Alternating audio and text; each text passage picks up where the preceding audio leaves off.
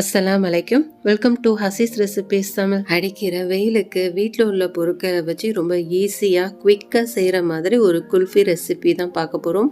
இது செய்கிறது ரொம்ப ரொம்ப ஈஸி, ரொம்ப குவிக்காகவே நம்ம பண்ணிடலாம். அதிகபட்சம் ஒரு 15 நிமிஷம் தான் நமக்கு தேவைப்படும். டேஸ்ட்டும் அட்டகாசமாக இருக்கும். இது எப்படி செய்யலான்னு பார்க்குறதுக்கு முன்னாடி இதான் ஃபர்ஸ்ட் டைம் நம்ம சேனலை பார்க்குறீங்க அப்படின்னா மறக்காமல் நம்ம சேனல் ஹசீஸ் ரெசிபீஸ் தமிழை இது வரைக்கும் சப்ஸ்கிரைப் பண்ணாதவங்க சப்ஸ்கிரைப் பண்ணிக்கோங்க ஃப்ரெண்ட்ஸ்.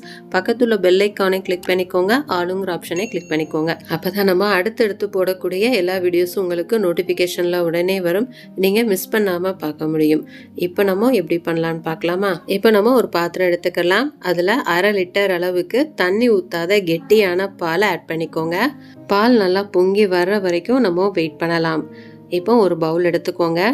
இதில் ஒரு 2 டேபிள் ஸ்பூன் அளவுக்கு கஸ்டர்ட் பவுடர் ஆட் பண்ணிக்கோங்க. உங்ககிட்ட கஸ்டர்ட் பவுடர் இல்லை அப்படின்னா கார்ன்ஃப்ளவர் மாவு 2 டேபிள் ஸ்பூன் அளவுக்கு ஆட் பண்ணிக்கோங்க.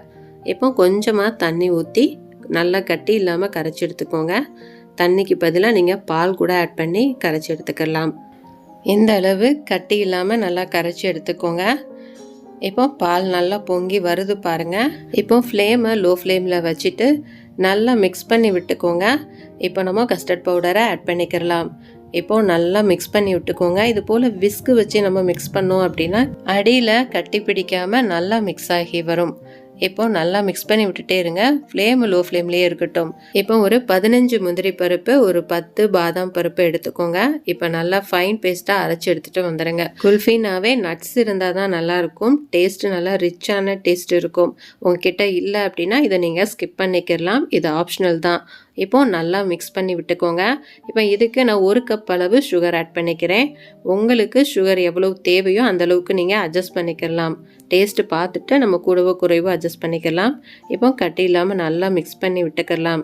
இப்போ ரெண்டுமே நல்லா குக் ஆகிருச்சு பாருங்கள். இந்த அளவு நல்லா திக்காகினதுக்கு அப்புறமேலு இப்போ நம்ம ஸ்டவ் ஆஃப் பண்ணிடலாம். இப்போ நல்லா ஆற விட்டுறலாம். ஆறினதுக்கு அப்புறமேலு குல்ஃபி மோல்டில் கொஞ்சம் கொஞ்சமாக நம்ம ஊற்றிடலாம். உங்ககிட்ட குல்ஃபி மோல்டு இல்லை அப்படின்னா நீங்கள் டம்ளரில் கூட ஊற்றி நம்ம ஃப்ரீசரில் வச்சிடலாம்.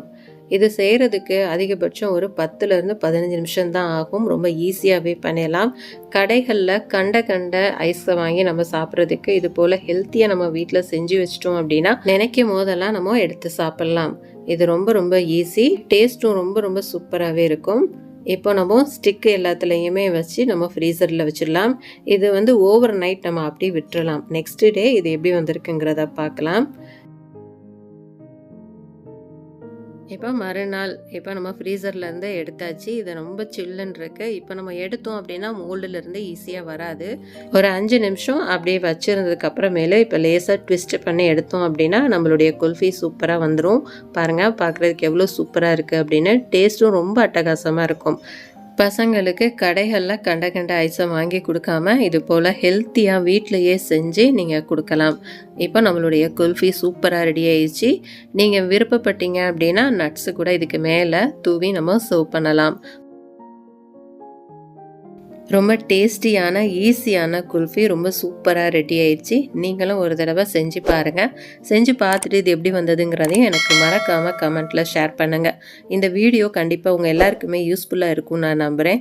யூஸ்ஃபுல்லாக இருந்துச்சு அப்படின்னா உங்கள் ஃப்ரெண்ட்ஸ், ரிலேட்டிவ்ஸ் எல்லா பேருக்குமே நிறைய ஷேர் பண்ணி விடுங்க. அவங்களுக்கும் யூஸ்ஃபுல்லாக இருக்கட்டும். மறக்காமல் நம்ம சேனல் ஹசீஸ் ரெசிபீஸ் தமிழ் இது வரைக்கும் சப்ஸ்கிரைப் பண்ணாதவங்களும் சப்ஸ்கிரைப் பண்ணிக்கோங்க ஃப்ரெண்ட்ஸ். நம்ம நெக்ஸ்ட் வீடியோவில் பார்க்கலாம். தேங்க்ஸ் ஃபார் வாட்சிங்.